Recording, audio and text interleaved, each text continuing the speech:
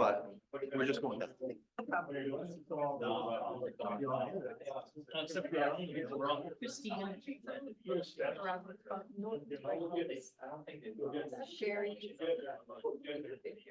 right, I'd like to call the meeting to order. Well, we had a good time. It looks like you guys are. Dave. David. Thank you. There you go. All right, attendance appointments, alternates, all of the regular members are here, and I see Christina's on Zoom, so the Board of Finance is here in attendance. We'll start the budget workshop. And the first one up to talk to us is the assessor's office.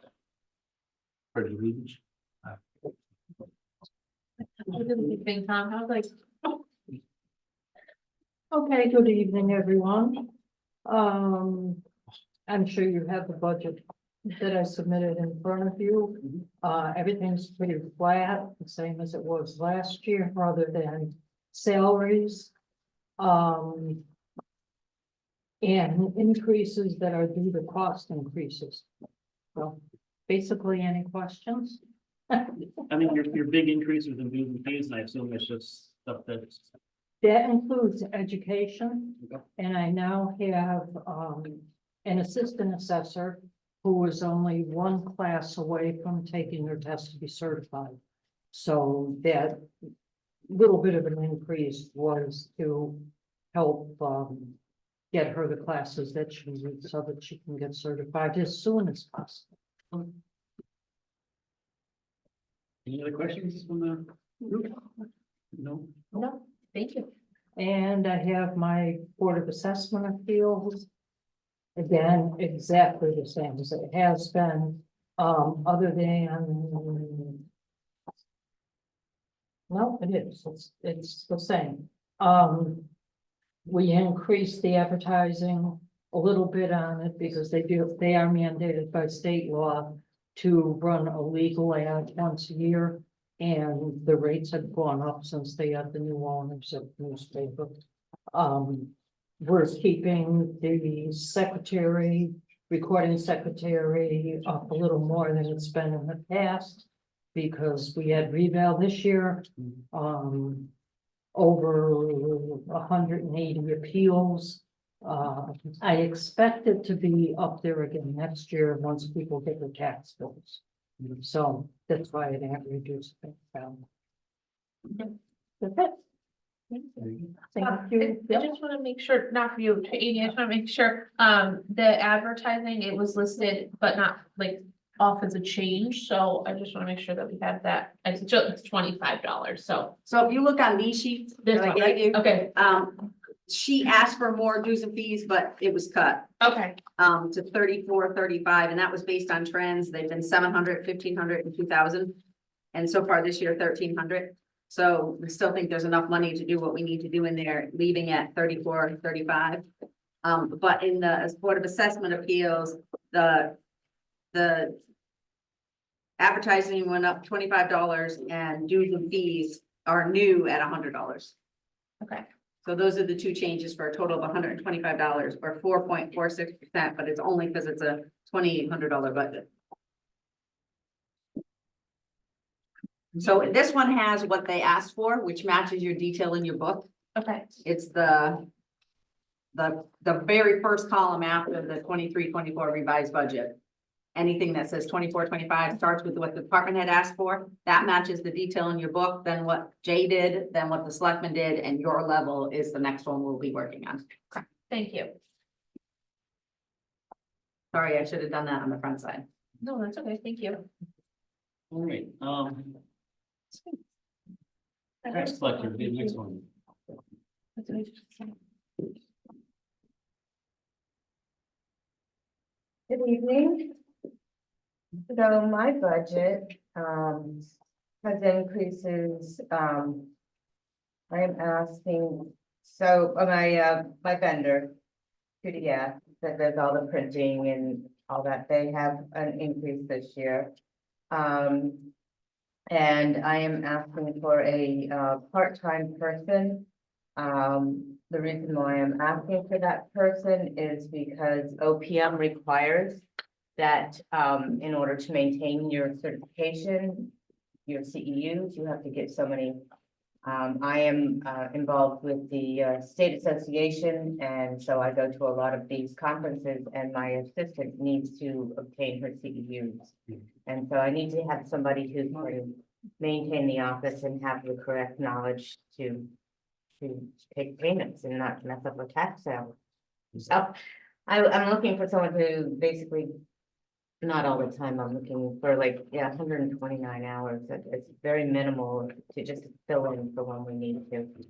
So that is something I'm asking for. And the rest is just cost of living increases for, vendors and whatnot. So, So the $2,580 you ask is that $120. yeah, it's like, I think I figured it out. It's like 129 hours. It's $20 an hour is the minimum wage. So it's just to fill holes throughout the year when, we're at conferences and stuff like that. So that we have people, someone in that office to cover it. No, not have some reason.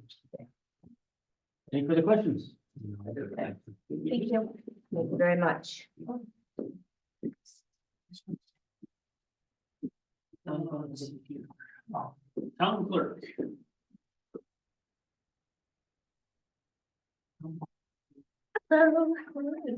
Okay, so, there's not really a huge increase anywhere in my budget. The only things that I went up with, was professional services, microfilming, film storage, maps, just because the price of that increased a little bit. That was $250 there. And I went up, a little bit for the land record paper. That's for our land record books. And the only other place that we had a change, would be in education and dues, just for conference. That went up, so that's $70 under education and dues. And everything else stayed the same. Pretty straightforward. Anybody have any questions? No. I will tell you that the clerical is in contract, so the full-time salaries have the clerical raises in them, but they don't have any supervisor raises in them. Yeah. So all the supervisors are out of contract, so they do not include supervisor raises in any of those general fund groups that we've heard from tonight. But that's, we have that budget in. And non-negotiated, yep. Yeah. No questions? No. Here we go. That's it. It doesn't look like the planner came, Okay. but I don't know if you guys have any questions. I can probably help you if you have any specific questions. And I think that one's pretty straightforward too, when I looked it over. It's what pages from quick. She went up $2,500, in her professional services, and that's tied to their online permitting software. They're trying to write a land use module. We gave them money last year. And they're still working on it, but this is to update it if it needs updating. And the only other thing she has is a dues and fees increase. And I think that's two of them doing their CCMO. Which pretty much a lot of town hall has already done. And we've got somebody waiting out, yeah. Thank you. It's in a bad spot. Yeah. And then the next one would be the building department, but it's not there either. So. Guess we call the police department, police commission, etc. Well, That fast? yeah, but- Joey, the one guy that's gotta help us out. oh. Uh-oh. He's gotta load up my PowerPoint. Oh, okay. Where'd he go? Well, we can jump down. Any wants to do, But it's on the feet, right? No, it's on the feet. Oh, there is popcorn. There he is. I'm here. it's here. So the popcorn smells good. I was kept smelling popcorn. Yeah, it was driving me crazy because I couldn't. First selectman's got popcorn back there. It's a distraction from my presentation. So. Can I use this real estate real quick? Sure. All right, thank you so much. Appreciate you guys, funky loads up the PowerPoint.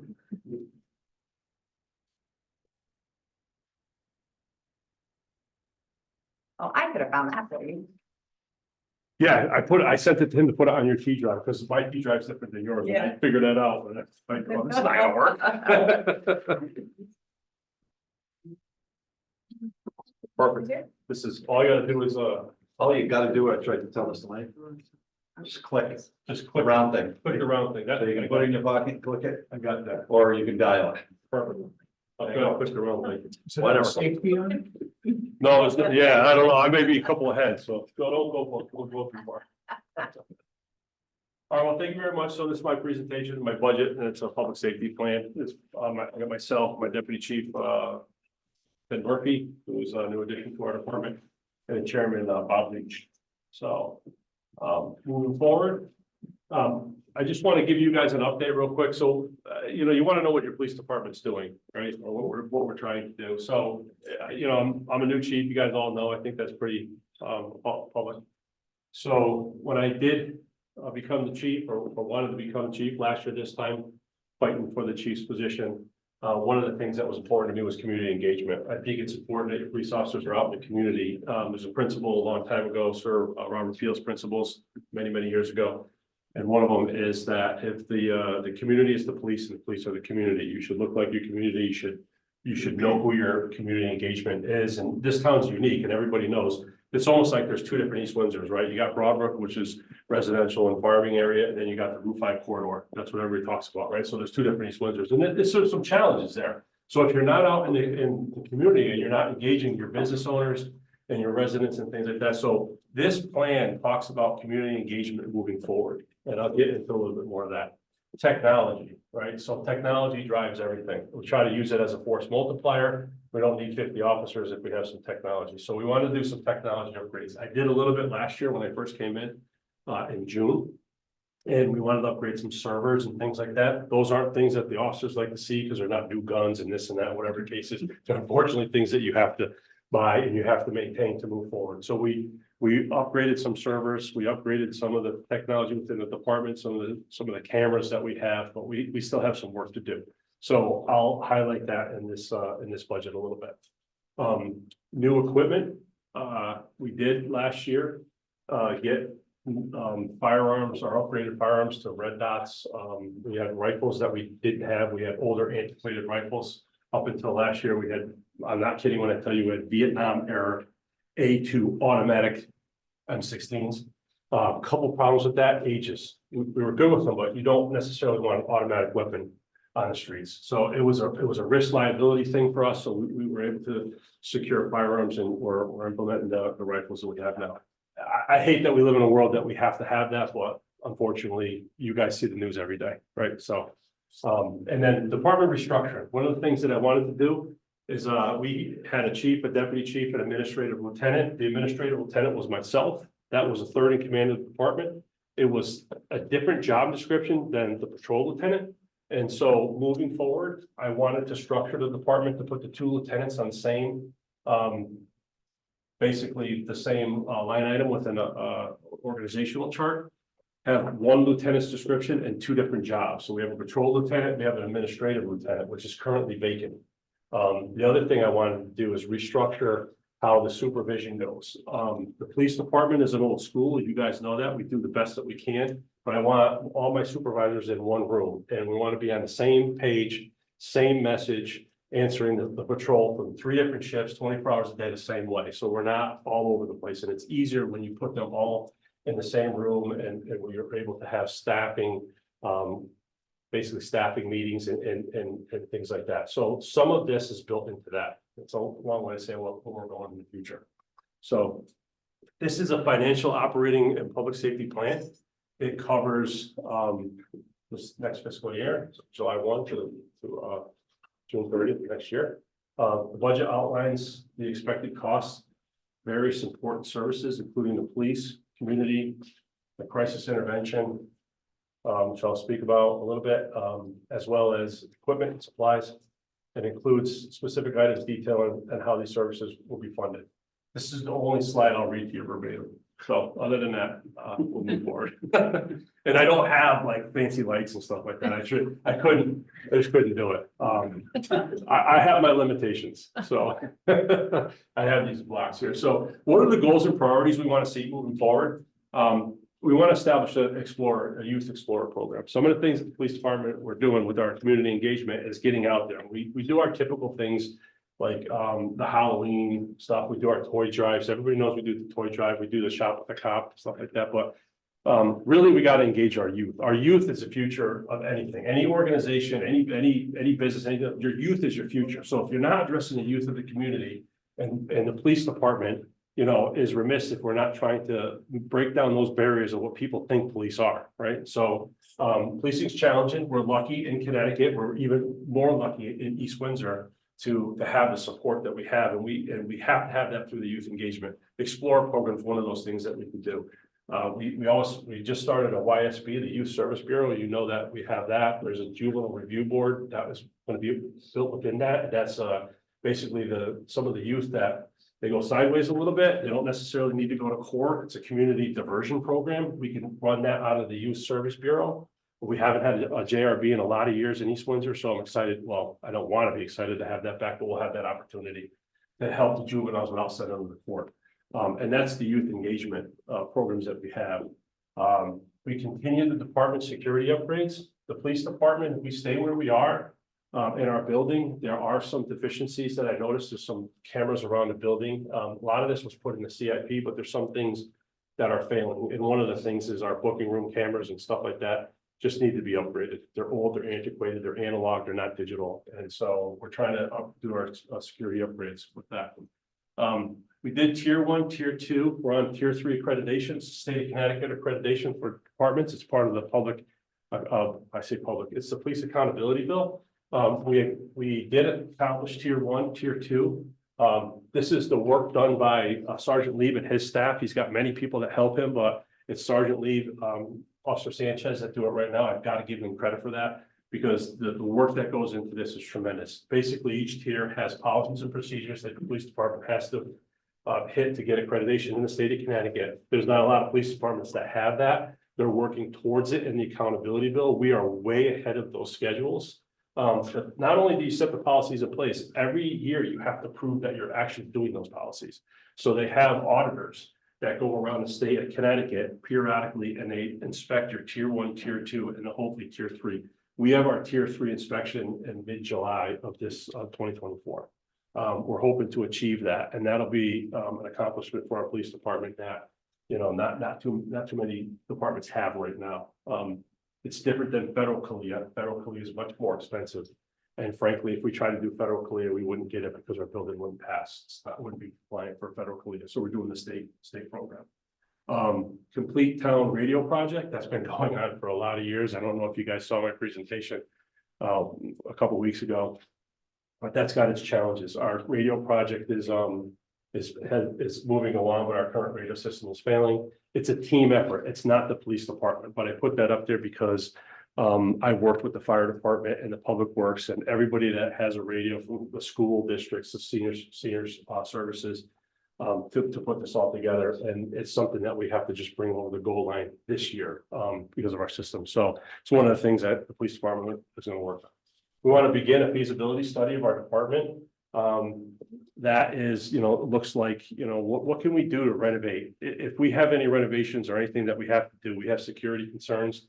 I have major concerns with my booking room, my cell block, and I have other things that we need to do. And, you know, we do things to mitigate that when we have prisoners, but it's risk management. So you hired me to be the chief. I look at the risk that's out there. We have problems lying in wait. I want to see if we can address those and what those might look like for that infrastructure. And I want to see if we can get some, you know, move forward with some of those things there. And of course, I want to present a 5-year strategic plan. I'll just take a quick minute on this. I think probably most of you guys might know what this is, but for me, when I took over as the chief of police, you know, one of the things that was frustrating to me is that as administrative lieutenant, I did a lot of work with the budget and helping Chief DeMarco and Deputy Chief Hart. And there was a lot of gaps in there.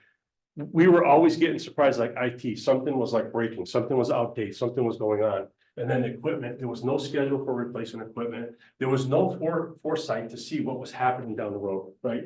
So I wanted to present, one of the things that we did to be a chief of police is you had to give a first year plan.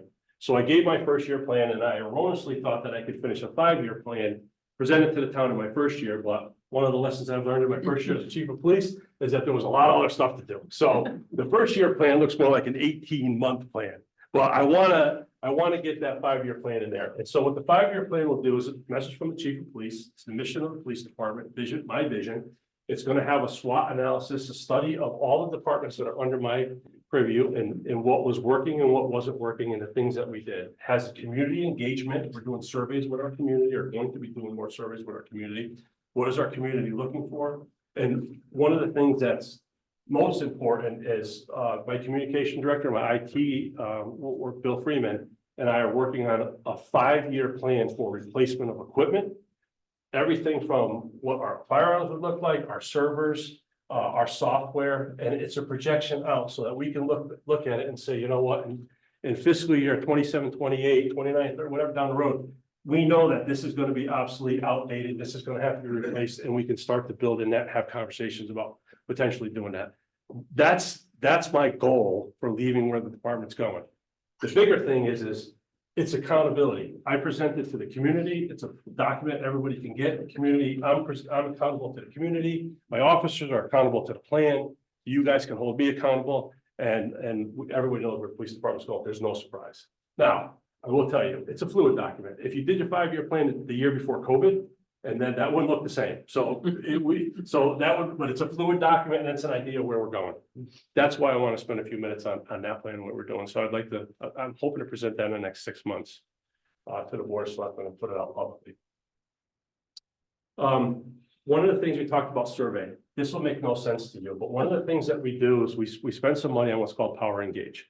Power Engage is a tool that we use when our officers get the phone call will come into dispatch. The deputy chief and I have identified certain types of calls that would then trigger a response going out to the community about 6 hours later. Not in the middle of the night. We have some dead zones there, whatever case is in. It's not every call. We don't want to, this is a survey about how well we did. We don't want to put it on a sexual assault, a fatal motor vehicle accident, or anything like that. That's not the time to find out how we did. There's other time to figure that out. But a lot of calls, you can survey how the dispatcher did, how the officer did. It's really small on here, but we listed a few of them on the bottom here. And, you know, what they're larceny, noise complaint, harassment, fraud, and animal complaints, all other services, accident, property damage only. A survey goes out about 6 hours after you call the police officer responds. The survey goes out, and then you have an opportunity on your phone, if you provided it, to answer 4 questions, 2 of them on dispatch, 2 of them on officers. You assess a number of 1 to 5, and we're getting a 37.18% rate of return. This slide wasn't updated from when I presented to the board of selectmen about a month ago. So I think that hovers around 40, and anybody that knows surveys, that's a lot for getting surveys. So we're pretty excited about that. Now, one of the other things is we're back then about a month ago, we have a 95.92% approval rating. And it charts it every single day that deputy chief come in. He can look at whether there was where we were going up and down, and we'll see what our approval rating is. If we don't hit a certain numeric number that's in there, and I think it's below three, we get an email, deputy chief, myself, 2 other people get an email saying we have a negative review. We can click in there, see what the call was, look and see what the person wrote, assign a task, deputy chief or somebody that he assigns will call that person, find out what their concern was, what they didn't like, what was working, what wasn't working. So we have to know what we're doing. We have to know what was going on. I don't want to speak for the deputy chief, but you take a minute here. Most of the time we're finding out is lack of communication. It was a communication issue. I didn't know this, I didn't know that. I don't think we've had anywhere it was like we were told that triggered like us to do an internal review or an IA because it was a conduct issue. So, but I think most of the people that we do call, and it's pretty infrequently, are appreciative of the fact that, you know, thanks for getting back to us, right? The other pretty neat tool about this is that you get a text message when you call that your officer's on the way. If he's diverted for whatever reason, you get a text message that says he's been diverted, he or she's been diverted. And then you could get a follow-up, like on a criminal case, if you get a detective, 30 days after the case, you get a follow-up that can say, Detective so-and-so is your person, this is what's happening, this and that, whatever, if you have any information, just please contact them, whatever. And it's just a nice way to have that communication. So we're pretty excited about that. There's a feedback session of that. This is a feedback board, right? We're hoping to get a lot of this feedback out to the officers. We do discuss it with them. The reason why we want to post something like this is because police officers, you know, they feel everything that happens in the community. We're with the people that are angry with us, we're with the people that are happy for us, but you can take on that persona of constantly just, you know, getting, you know, we go to this bad call, we go to that bad call, this person's not happy with you, this person's not happy with you. We don't always make pleasure trips, so a lot of people are upset with us. So the deputy chief and I like the model behavior. You know, if you're professional inside the department, if you treat your public professionally, again, the police are the public is the police, right? Then the police officers will model that behavior and you'll have a positive encounter, not negative encounter, right? One negative encounter will wipe out 1,000 positive encounters. So what we want our officers to see, what the public is saying about them. Courteous, respect, professional. You'll see over and over, and I didn't cherry pick these. If I could log into this right now and I could put this up there and you're gonna see the same things over. You see professional, you see polite, courteous, over and over again. So if they see that, then they feel that.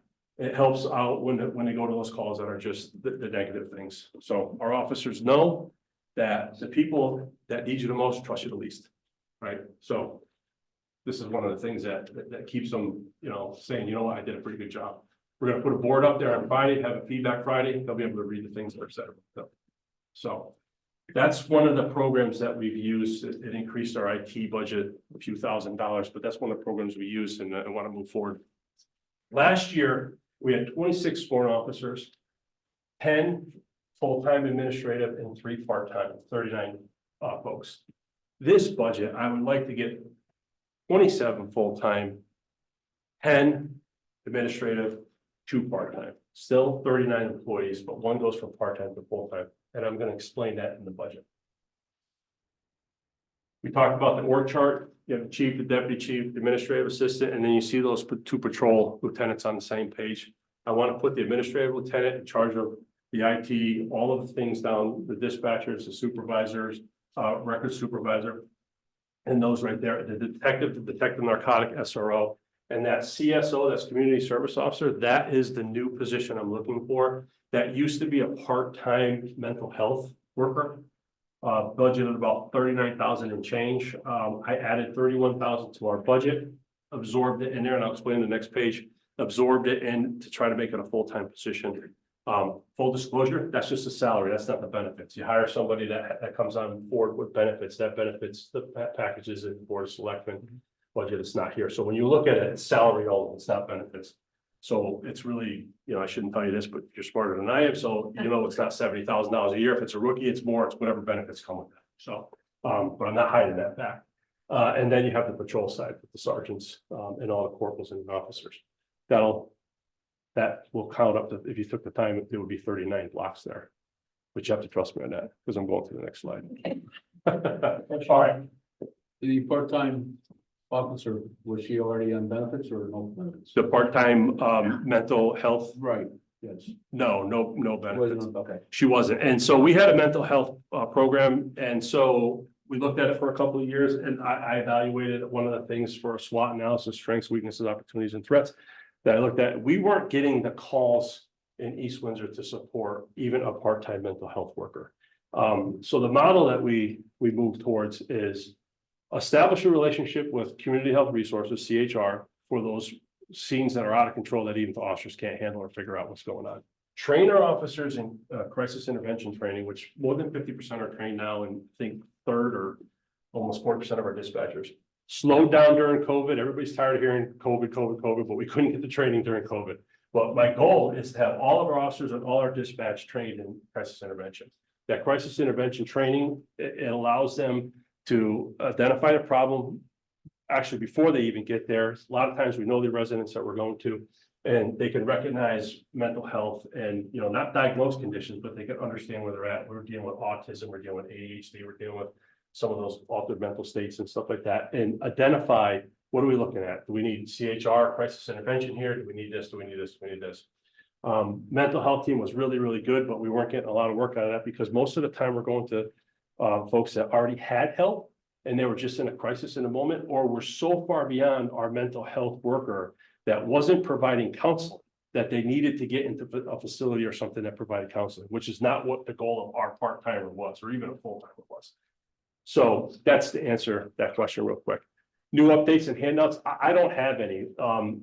This budget didn't change from the last time I presented it. If it did, then I would have had an updated number with it. I would have to go back to the boards and ask for more money, and we'll talk about one section in here that I still have to try to work out what it's gonna look like. But that being said, we're where everybody wants to see. I think it's gonna match up to your handout a little bit, but I have some changes and some percentages in there. So the first thing up, I have personnel and I have department expenses.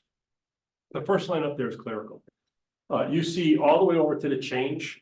To make things easy for you guys there, the change is $2,944.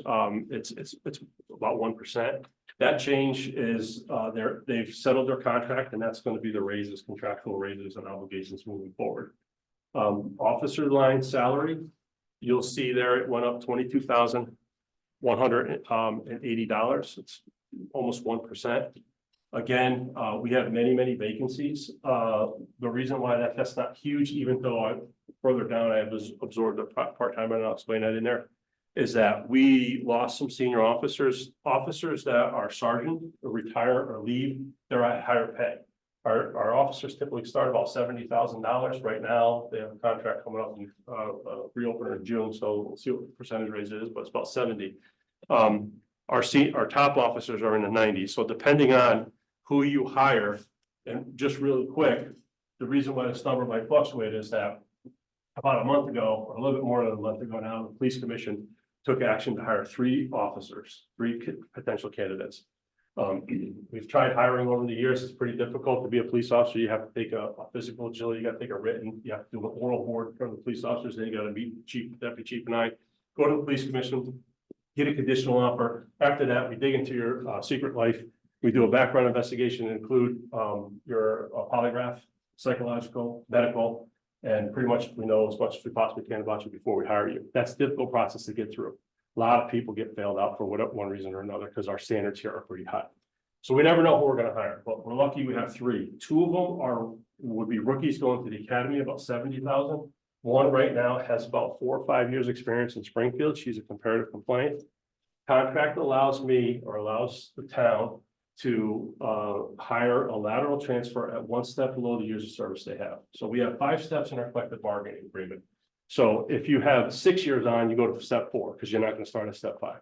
If you have 3 years on, you got to go to step 2. And so it allows us to be competitive to get officers from other area PDs and not have to send them to the academy. Academy is very expensive. It's 28 weeks, $4,000 to go, $7,000 to outfit an officer going to the academy. And you got 28 weeks of somebody in the academy, which they're not helping you on the road. So there's a benefit for hiring a lateral. If that lateral transfer person gets hired and passes everything, then I'll have to look at what step she goes in, and I might have to adjust that number up a little bit. I don't know what that process will look like. Come back to the board of selectmen or you folks and ask for a little bit of adjustment, but we're not there today. So I can present you what I know today. And if you have questions about that, then we're glad to answer that, because that might be as clear as mud.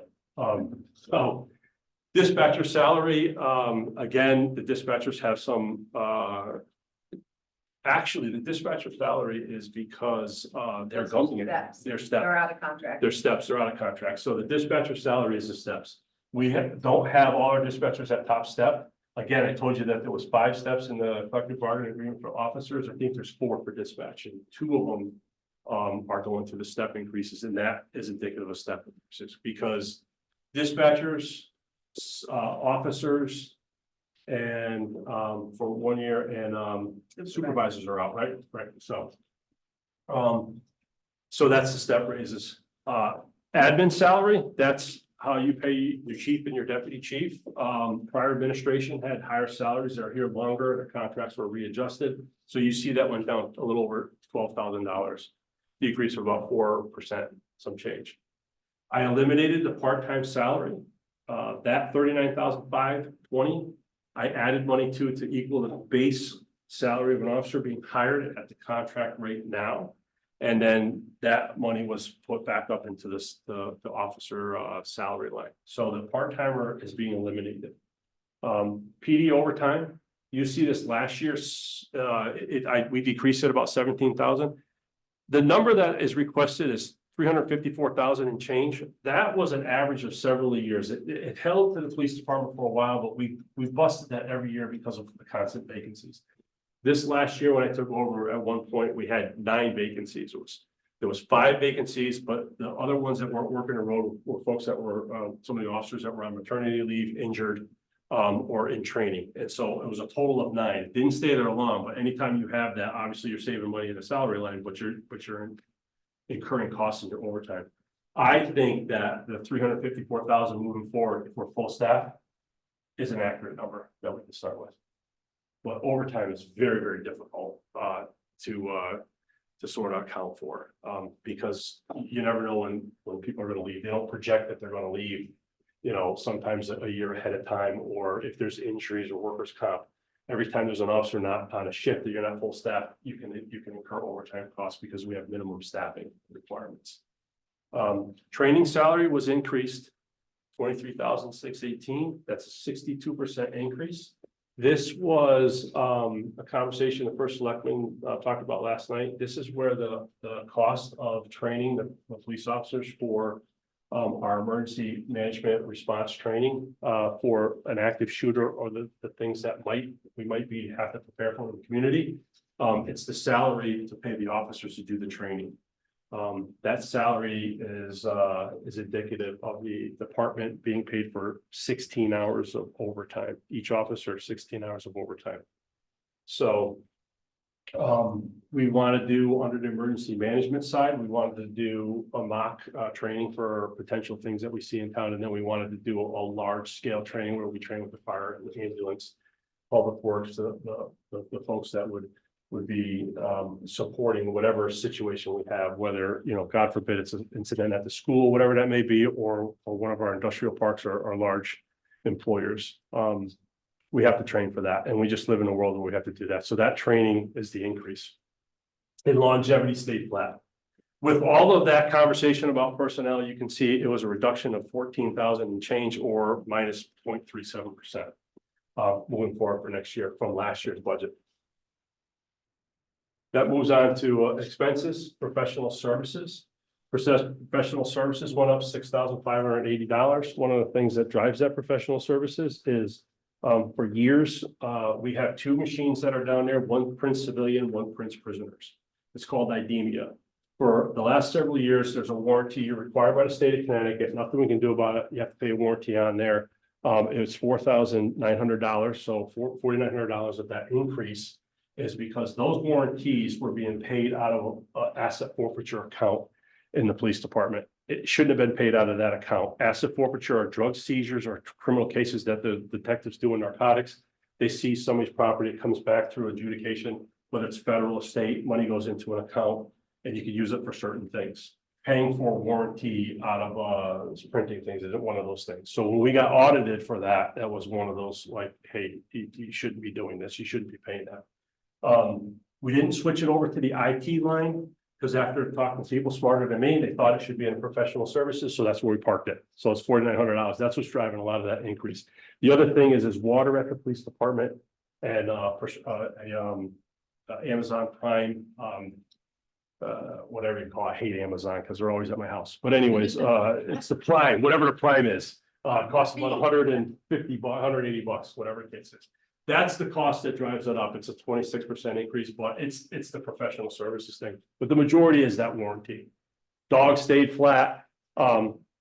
Vehicle maintenance stayed flat. I talked to our vehicle maintenance, fleet maintenance, Corporal Andy Tudrin. He does a fantastic job with our vendor. It hasn't gone up too many years. We don't go over that line. I asked them, should we increase it? What are we looking at? You know, Boscos hasn't gone up on our rates for a lot of years. We're fortunate for that. I think that number's gonna hold. It's holding this year, held in the last few years. I think we're gonna be pretty good. Travel's always $1,000. That stayed flat. Supplies went up $616. Some of the things driving the supplies line were again registrations, things like Adobe, Snagit, and it's just the cost. I mean, it's just inflation, right? And so it went up a little bit. So that's the number we were looking at. Equipment, again, we try to replace equipment. The 39 is that was in last year's with some equipment for our SWAT operators. Moving forward, 4,000. You know, you have to replace some of the equipment that we have for our SWAT guys or MTS. That constitutes the equipment. As thing as it went up for $47. Uniforms has an increase of $13,000. Uniforms cost more money, but more importantly, when you outfit new officers, like I said, one going to the academy is about $7,000, a little over $7,000. If you don't have to go to the academy, you can save about 1,000, a little bit more than 1,000, because you don't have to have uniforms. The academy officers have different uniforms. Candidates have different uniforms, and they also have a cost of going to the academy. So if we save a little bit of money for hiring a lateral, because we don't have that academy expense, but if you think about outfitting this last year, we outfitted a deputy chief, one of our new officers. And so moving forward, if you have to outfit 2 or 3 officers a year, say I had to do 3 next year, it's $21,000. But it falls off on the years you don't think you're going to have a vacancy. So how do you anticipate, you know, I don't want to overtax anybody, but I know for a fact that next year, like moving forward, we're going to have to outfit 2 officers fully when they get out of the academy. They're going to start at the end of April. They're going to get out of the academy sometime in the next fiscal year, and we're going to have to buy them uniforms. The next year, that expense can fall off. So I'm trying to project forward what that looks like. Same thing with dues and fees. Dues and fees went up $11,000. $8,000 of that is going to be the cost of the 2 folks going to the academy. We get billed when they graduate. As you can imagine, they don't want to bill you ahead of time, because if your officer doesn't graduate, then why pay the bill? It's $4,000 an officer going for there. So $8,000 of that is the 8,000 of the 11 is the cost of that. Again, that falls off next year if you're don't have anybody anticipate going to the academy. So unfortunately, I had to include that. The other thing that's driving that cost increase was the dues and fees is the cost of ammunition.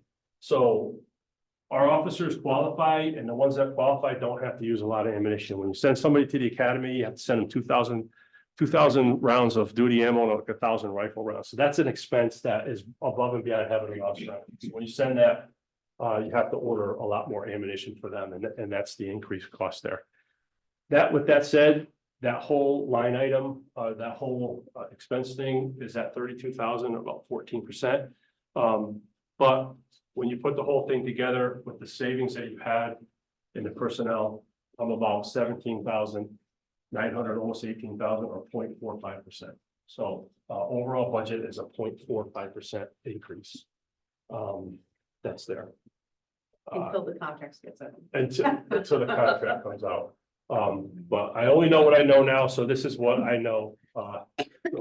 This is what I can prepare for. And it was a team effort from everybody that and down to my staff that helped on this.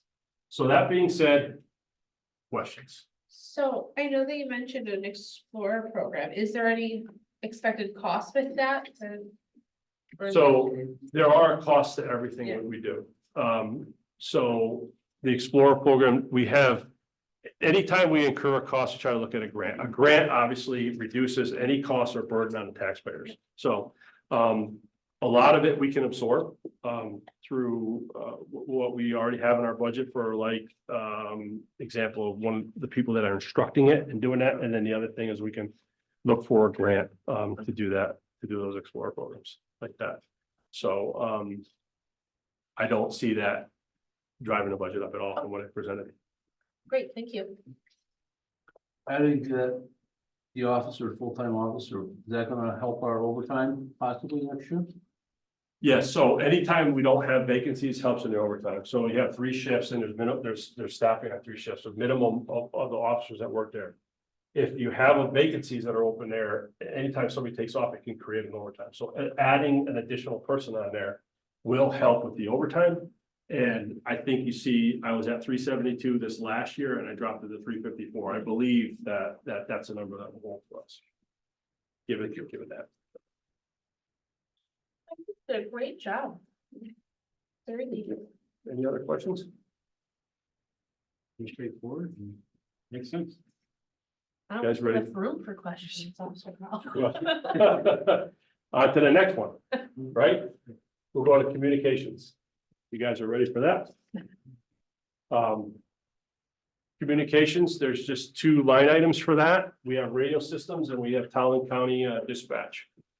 Radio system went up 8,280, and what's driving that 650 times 12 puts us at what, $7,800 or something like that. $7,800 of that is the rental system of the police radio. Now is a P25. I told you before, and I referenced the fact that our radio system is having problems. Our radio system is an analog system it's an LTR system, and it's analog, and it's having major problems. To keep it alive the way we are now, we put the radio traffic of the officers on a rented P25 digital system. It's a lot of reason why residents were like, all of a sudden, the police went dark. I can't hear them anymore. I don't know what's going on. It's that we left that frequency and now we're on a P25 digital system. We're in the process of going to this new radio system, but we have to rent it, and it's $650 a month and that's a bargain from our existing vendor right now, Marcus, who's kept us alive for about 20 years. The other thing is Marcus's cost for maintenance of the LTR system, which the fire departments and the school are still on, and Public Works and the senior center, we put them off to a DMR system, which is it's a different system, not public safety level, but it's a digital system that they're often. We have 3 different systems now to keep our radio system alive, and Marcus has given us a discount for all that $650 a month. But they did go up on their maintenance fees. Their maintenance fees yearly for the last several years were $15,009, and I think this year they came at $16,380. They went up $480 this year. So if you add that $480 and you put it to the rented system, you're going to get to $8,280. That's what's driving the increase of that going up. The other thing that's driving the increase in the next line item down, and this is far away, beat me up over this because it can be complicated, and I'm going to try to clean it up for you best. So $4,500 last year was the EMD, that's emergency medical dispatching. When you call 911 and you have an emergency, it's medical related, you're required by the state of Connecticut to dispatcher to stay on and provide medical to the best they can to the person that's calling, whether it's CPR, childbirth, something like that. We don't have the ability to do that with most of the time one dispatcher that's on duty. Sometimes we have 2, most of the time we have 2 for full staff, but there's times that we only have 1. So we, for years, have transferred that to TN, Talon County. So Talon County is very good at fire and EM dispatching. They're very good at what they do. We're very good at what we do, but we do 2 different things. So moving forward, that's the 26,000 is actually, it's more than that. But the 2 fire departments for the last year, Broadbrook and Warehouse Point, were overburdened by carrying the cost of the dispatching of the ambulance. So you have the EMD that they're doing, but Talon County is dispatching the ambulance as well. So there's a dispatching cost. And there's a dispatching to the fire and both fire departments. And so they have this formula that they come up with per capita, and they came up with the town's share is $26,602 of that to dispatch the ambulance and do the EMD. Fire department pays their own, Warehouse Point pays theirs, Broadbrook pays theirs. Told us about 70 grand. It's about 70 grand, right? So Question. So we see that the dispatch column is in multiple sections, right? Yes, they all call it something different, Okay, right, but yes, they Okay. all get their own bills. okay, This is ambulance, okay. so we pay for the ambulance. Broadbrook pays for Broadbrook and Warehouse Point pays for Okay. Warehouse. right. And they're changing to a call basis versus per capita. Yeah. We were paying very little for the ambulance per capita. We were really only paying for EMD. Right. And now we're doing per call. So as busy as they are, This is where the per call, and it's going up again next year. Right. Because this is part per capita, part calls. And obviously on the call side, we're seeing a lot more. Next year, it's going even higher because it would be more calls. More of the share will be calls. Or I'm having deja vu. Yeah, this is complicated, and this took a long time to try to figure out between the two fire departments and everybody getting together and first selectman, and you heard him make a comment last night. That, you know, we should get a contract or some type of agreement, so, you know, what's the worst thing that a town could have is a runaway cost that you have no control over, right? You have no idea, you need it, but you can't control it, right? So you try to get a contract and something in place. I really think that this is a priority for the town to try to get to look at this and say, well, geez, if you're gonna go up again next year and a year after that and year after that, I mean, how much is it gonna go? But I will tell you, $26,602 is really, really cheap for getting the ambulance service you have. We have a fantastic ambulance service. Like, if I ever got hurt on a job and I don't want to, I want to see an East Windsor paramedic standing over me. They're fast, they're good. And I hope that's the experience that most of the residents see. You're not gonna get that if you try to go out the contract. Somebody's gonna come in and say, well, geez, maybe I could do it for free, but you still gotta dispatch them. And you're gonna get one ambulance and your response times are gonna go down. It's a thing that we have to, you know, I'm preaching now. I'm gonna give you my opinion because I have the chief of police and I can give you my opinion. So, I just think it's something we have to control, but, you know, we're gonna have to deal with. Something we have to deal with. So unfortunately, you see this huge cost increase, it's, you know, it had gone up $30,000. Still not a huge cost increase that if we had to hire the people to do that. No. It's minimal.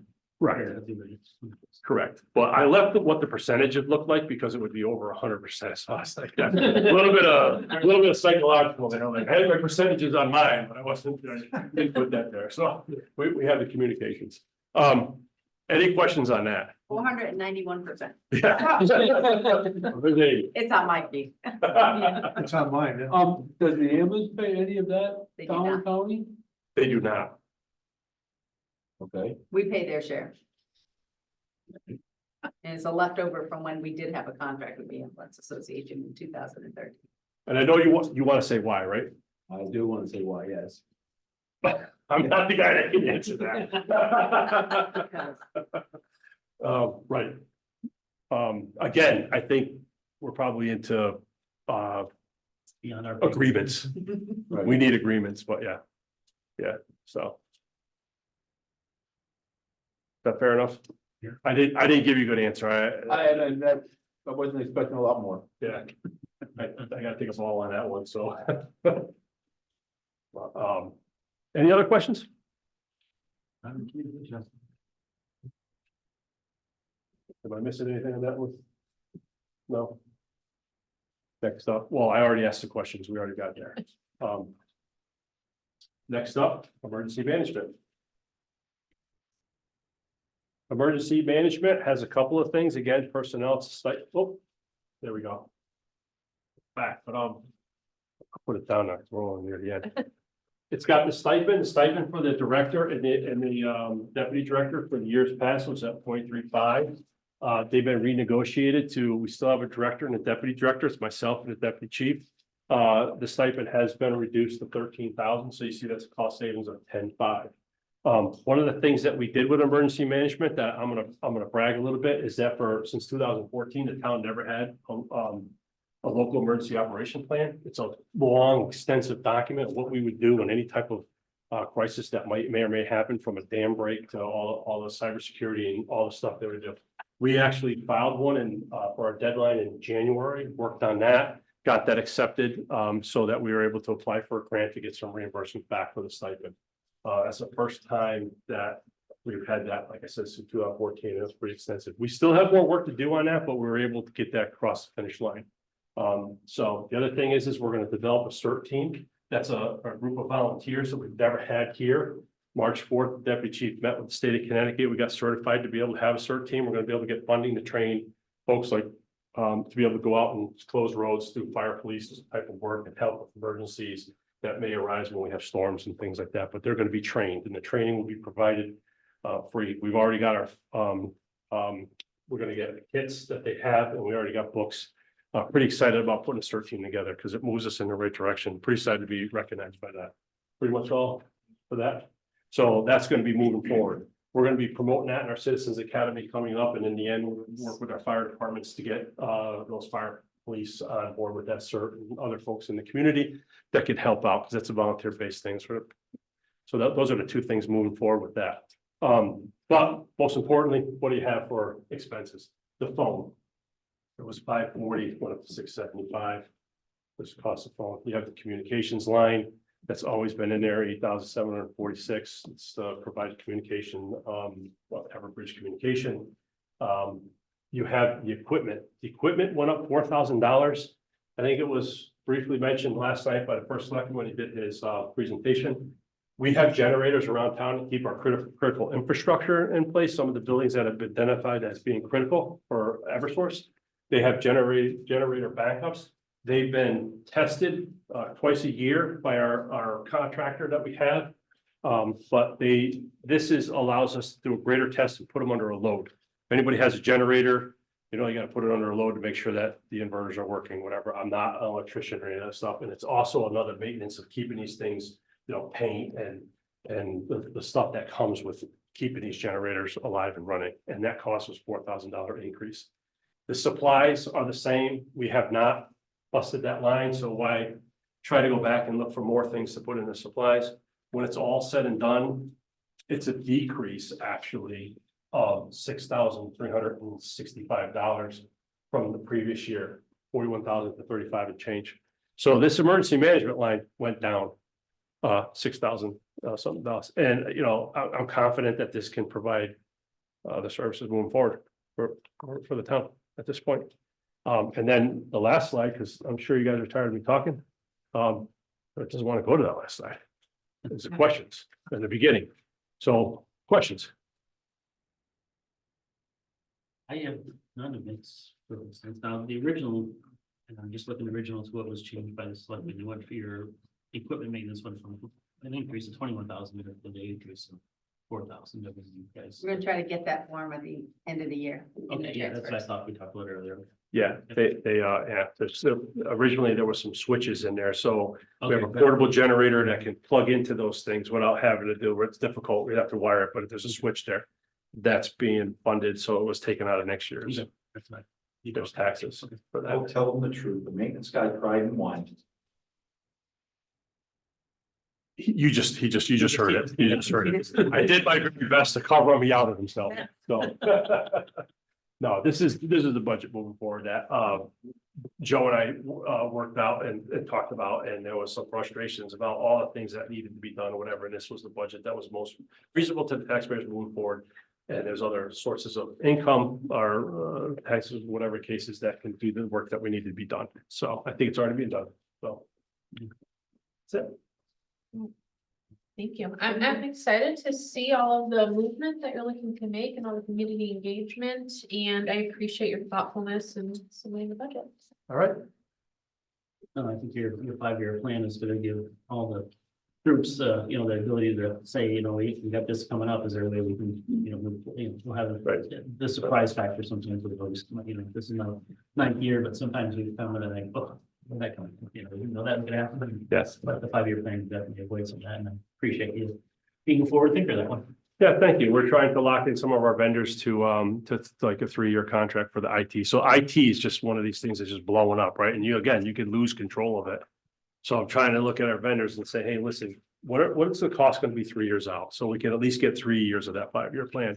And then we know what has to be replaced. So maybe, trim a little off of this year because we know next year we're going to have to replace a server or a phone system or whatever the case is. You guys will be able to look at that and say, you know what, there was no surprise that in year, 2028, 29, we had to do this. And I think that is one of the most important things I want to move forward with the police department to say, you know what, they're doing what they can. Yeah, there's things that do come up that you can't foresee, but you can try. Yeah. So pretty excited about that. The only other thing is the police commission was on here and they're staying flat. Yeah. It's just a recording secretary and a few supplies. That's it. Very good. Thank you for your time. Thank you. Thank you. I don't know if there's anybody else. I'll put that up. I'll take that so I can shut it down. Oh, there you go. Thanks.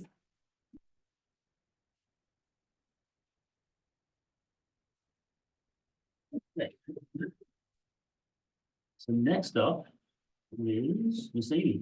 Yes, I'm the whole rest of it, I think. Yep. All right, so the first one is your guys' Board of Finance. And there's an increase in the audit fee of $2,900. Last year, we went out to bid, we saw a significant increase. This 4.96% is contracted. When we go out, we get 3 years of pricing. So we know what the pricing will be this year and next year, but that is the price.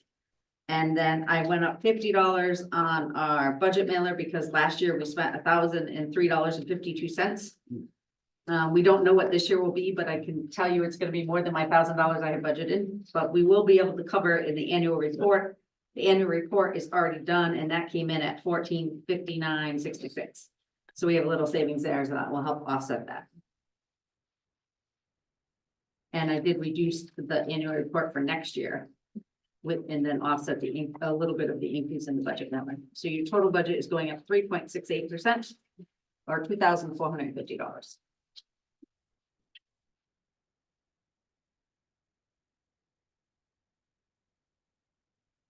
Next one's mine. And mine has an increase in the salaries. It does not include an increase in my salary. It includes both my staff because clerical is in contract, but I am not.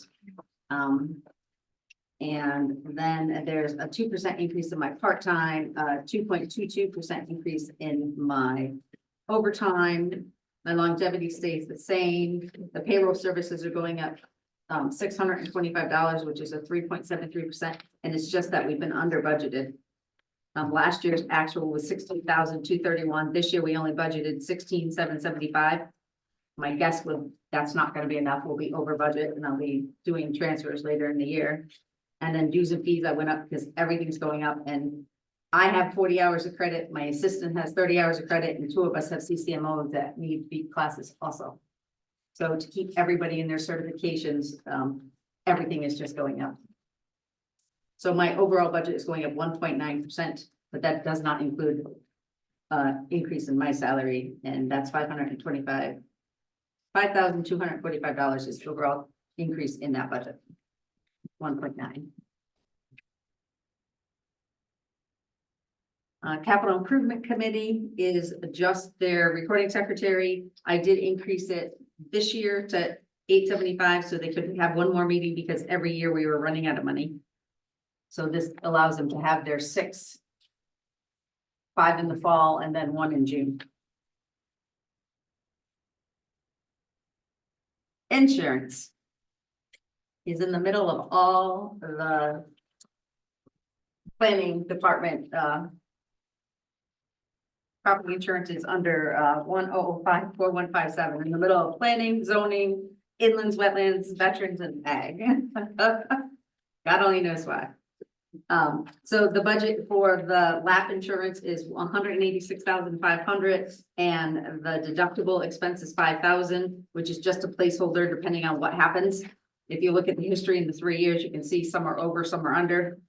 But the 186.5 and the 5,000, I have not changed because I believe those will be adequate for next year.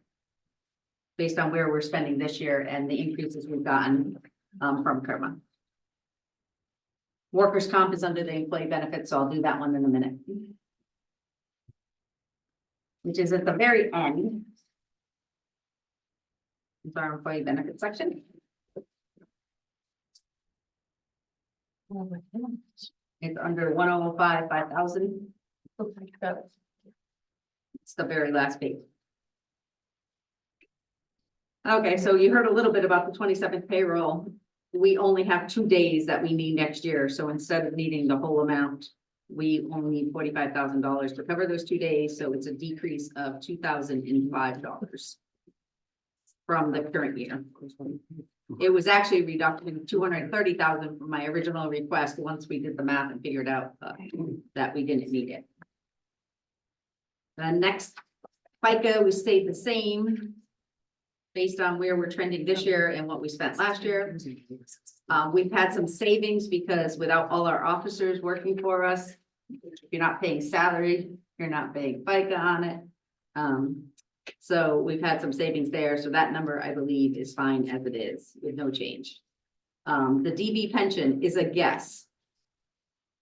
This year, we guessed 716 and it only came in at 661. So we ended up on the right side of that. Our number, it was an increase, but not as big as I thought it would be.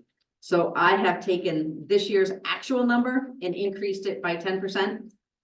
But it only works out to a 1.67% increase in the budget, or $11,977.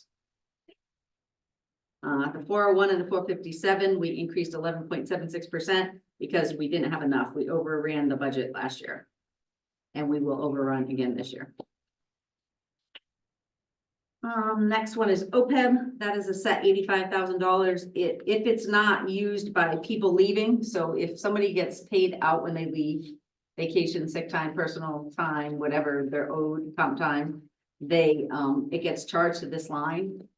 If we don't have payouts, we send it to another firm, but if you look over to our other fund, but if you look the last 4 years, we have blown through the number each of the last 4 years with some very significant resignations or retirements where people got significant payouts for long periods of service and time on the books. Tuition reimbursement is a placeholder of $6,000. As you see, it was used a couple times in the last 4 years, but only $400 so far this year. This is whether somebody gets a certification or a degree, they're eligible depending on their contract for some form of payment for accomplishing that. Unemployment is 15,000. That's also a placeholder, except this year we blew through it. Last year was only $350. The year before it was 16,000. The year before that it was 1,200. So that is anybody's guess what's going to happen. Unemployment, workers' comp is $120,000. I have reduced that based on the trend, and last year's actual was only $112,000. So I think the 120 will be enough for next year. And my end of my year, I'm assuming there's savings this year. Health and life insurance.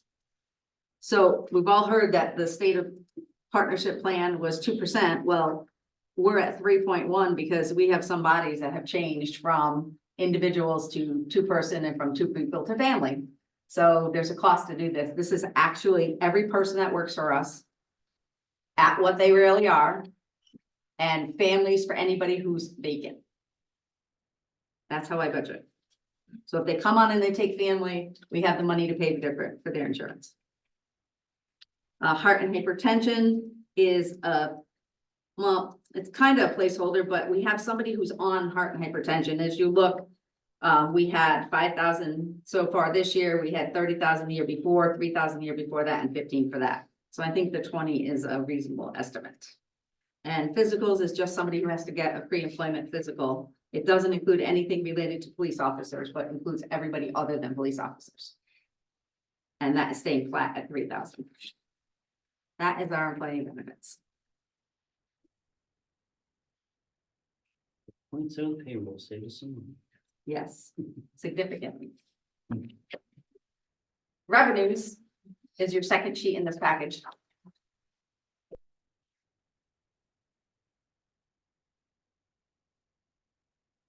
The selectmen proposed that we use $1.2 million of fund balance. The other changes are building. We went from 300,000 to 400,000, which is a 100,000 increase. Some small other increases. Land use went up a little bit. We asked everybody to give us your best guesses. Ours went up a little bit in the treasurer, and also in interest on investments. I think in the reports I've been reporting, we're probably at about 400,000 so far this year. But if you look 2 years ago, we're at 25,000 maybe. So it really is a crapshoot. So I'm moving it to 250 because I think it's probably somewhere halfway between. It may stay good for a little while, but it may not after a while. Education cost sharing this year was too high. I included the Alliance money that goes straight to the Board of Ed. So this 5482 number is the same number it should have been since I think 2012 or something like that. So I should not have increased it last year when I got the number from the state. I didn't know it included the Alliance money. And then the increase of the $1 million in Pequot is in last year's budget. We got 2 pots of $1 million, but we didn't find out until June that we had one for the current year. And we have one for next year, so that is included in here. And that is the revenue as it sits right now, with the budgets as they are. So question, what Sure. is, what would be the impact on next year's budget of us, for us using the fund balance this year? As a, Well, first of all, there's really won't be one because we're gonna get the $1 million Pequot money this year that we didn't Yeah. budget. So that's gonna roll into fund balance. okay, So right now, we currently sit at 30% in our fund balance. So we need to spend $2 million down by the end of June to get under our 20% cap, which is our policy. Because it says if we're above our cap, we need to spend down below the cap. and that has to do with like bond rating and stuff, right? And the policy is the set, between 10 and 20%. Okay, So, but the policy says that if we get to 20, we have to spend it down. So we will have to do appropriations, but then come July 1, the $1 million from Pequot is coming back into fund balance. So even if we spend down the $2 million, it's going back up by $1 million. Because of the Pequot money okay, that wasn't budgeted, because we didn't know it existed. okay. Thank you. Problem for 24, 25, 26. Yeah, Is we don't have that $1 million from Pequot right. that year. Well, we don't know that. So the legislature approves the budget in a biennial fashion, and they don't approve anything beyond the biennium. So we don't know that we don't. And the same people who advocated for it are there. You know, that Senator Anwar, Senator Austin, people who are in positions. We don't know, we don't have it yet. But if they don't, we don't got, That's true, but we don't know. but we don't. Right? But the other part of the equation is that some year in the future, if the Pequot money is not there and the fund balance is down to the point that we can't use it anymore, then we're looking at, I don't want to use the term D-Day, but it's D-Day. Yeah, and that's kind of where my question was going, like, what it, you know, what does that impact? I mean, I know we don't know what we don't know, but I also want to be thoughtful. yes, no, it's true, and I'm not a big fan of the fund balance dollars being used, but if it's not used, it's not a nice situation. And it is one of the only ways we can give taxpayer dollars back legally Yes. to the taxpayers by reducing their mill rate. We just gotta be cognizant of the fact that we can do it now, but and we've been able to do it for quite a few years, but we have increased. I think 8 years ago, when I started on the board, we were only doing about 300,000. Now we're up to 1.2 million, so we have grown it a lot in the last. But as a tribute to our town departments, and I've said it at our meetings, that they're the ones that put the money back into the account by being frugal and cognizant and done a good job managing the budget. So we've returned money that's enabled us to be able to do that. So. But still, it's something we need to definitely keep an eye on. But you wanted to raise your hand, Jason, go ahead. Fine. No, go ahead, I was gonna reference the 4,000 word budget message, which has I think a 20-year look back on the use of the fund balance. And there were a couple of down years, but there were also more years comparable, closer to the number where we are now. Yeah. I mean, like I said, we've started putting it in at 300 when I started back 8 years ago. And now we're putting it at 1.2, but there's a lot of years we did not use it, and I will say that's true, but I mean, and like I say again, that goes back to our town departments managing their budgets and finding ways to do things that have saved us money, so it's worked for us. I mean, it's not, I don't want to say every town would be able to do what we've been able to do in this town. That's again, it's the credit to the employees and the people we have working in the town. That's my say on that. No. Anything else in revenues? That's the end of my stuff Okay. for tonight. More to cover. I have more on the 8th, I think. All right, does anyone, board members want to make any comments before we close out for the night? Crickets. Okay. Seeing none, I'll ask for a motion to adjourn. Motion to adjourn. Second. All in favor? Aye. Opposed? Motion carries. Before you can even. Do we know if you're hearing? Oh, if anybody wants the agendas for the next two workshops, I printed copies for everybody if you want them. Do you want to stop the recording? Oh, yes. The change from last time. No. Cause I already printed one.